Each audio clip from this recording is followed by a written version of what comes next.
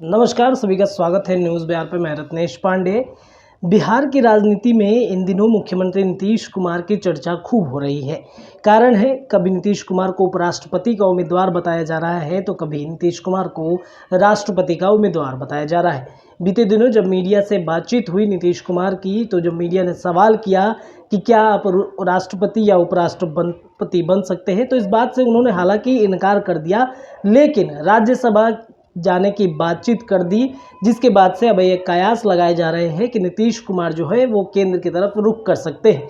अब ये देखने वाली बात होगी, लेकिन बिहार में बीजेपी के लिए नीतीश कुमार क्यों जरूरी है, आगे के वीडियो में हम आपको इसका पूरा चर्चा और बताएंगे और नीतीश कुमार के बारे में बताएंगे कि आखिर बिहार की राजनीति में उनका जो है नया समीकरण किस प्रकार से बनते हुए नजर आ रहा है, किस प्रकार से नीतीश कुमार की चर्चाएं जो है केंद्र में जाने के लिए क्यों हो रही है, साथ ही बीजेपी के लिए नीतीश कुमार क्यों जरूरी है। आगे के वीडियो में हम आपको पूरी खबर विस्तार से बताते हैं। बिहार के मुख्यमंत्री नीतीश कुमार को लेकर इन दिनों सियासी गलियारे में खूब चर्चा हो रही है। चर्चा कभी उपराष्ट्रपति पद के लिए तो कभी राष्ट्रपति के उम्मीदवार के तौर पर नीतीश कुमार ने राज्यसभा को लेकर के जो बातें कही, उससे ये कयास लगाए जा रहे हैं कि नीतीश कुमार केंद्र की सियासत में जा सकते हैं। दरअसल नीतीश कुमार के बगैर राष्ट्रपति और उपराष्ट्रपति के चुनाव में बीजेपी की स्थिति जमीनी तौर पर क्या होने वाली है, नीतीश बीजेपी के लिए कितने जरूरी हो जाते हैं, इस बात को आंकड़े से समझा जा सकता है। सबको मालूम है कि देश में राष्ट्रपति का चुनाव होना है। राष्ट्रपति चुनाव के लिए अधिसूचना जून महीने के दूसरे या तीसरे हफ्ते में जारी हो सकती है।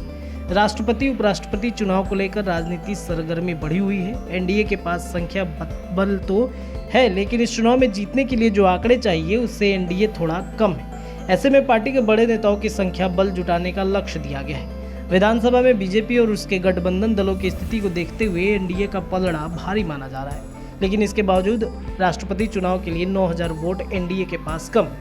यह संख्या जुटान एनडीए के लिए कोई बड़ी बात नहीं है, लेकिन इसके लिए यह भी जरूरी हो जाती है कि बीजेपी के साथ नीतीश कुमार जैसे मजबूत सहयोगी बने रहे। बता दें कि मौजूदा राष्ट्रपति रामनाथ कोविंद का कार्यकाल 24 जुलाई को खत्म हो रहा है। ऐसे में जुलाई महीने के अंदर राष्ट्रपति चुनाव के लिए मतदान तय माना जा रहा है।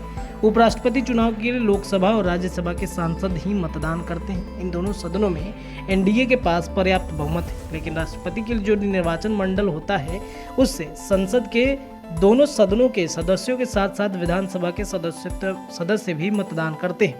आंकड़े बताते हैं कि राष्ट्रपति के निर्वाचन मंडल का वोट 10,98,903 है। किसी भी उम्मीदवार की जीत के लिए बहुमत का आंकड़ा 5,49,452 है। हर राज्य के विधानसभा सदस्यों के वोट का मूल्य अलग अलग होता है। जैसे उत्तर प्रदेश के विधायक के वोट का मूल्य सबसे ज़्यादा है, यूपी के एक विधायक के वोट का मूल्य 208 है। बिहार में भी विधायकों का वोट मूल्य ज़्यादा है, लेकिन मौजूदा स्थिति को अगर जोड़ दे तो एनडीए और सत्ताधारी बीजेपी के पास लगभग 9000 वोटों की कमी दिख रही है। ऐसे में बीजेपी को कुछ क्षेत्रीय दलों का साथ लेना होगा। भारतीय जनता पार्टी ने इसके लिए नेताओं की टीम भी बना दी है। राष्ट्रपति चुनाव के लिए वोटों का जुगाड़ करना है, उसके लिए रक्षा मंत्री राजनाथ सिंह, मंत्री पीयूष गोयल, संसदीय कार्य मंत्री प्रहलाद जोशी की जिम्मेदारी दी गई है। जाहिर है कि ऐसे में नीतीश कुमार की अहमियत बढ़ जाती है। इसके बगैर बीजेपी के लिए राष्ट्रपति चुनाव की राह आसान नहीं हो। नीतीश राष्ट्रपति बने या उपराष्ट्रपति पद के जाए, लेकिन इतना जरूरी है कि नीतीश फिलहाल बीजेपी के लिए मजबूत भी हैं और जरूरी भी हैं।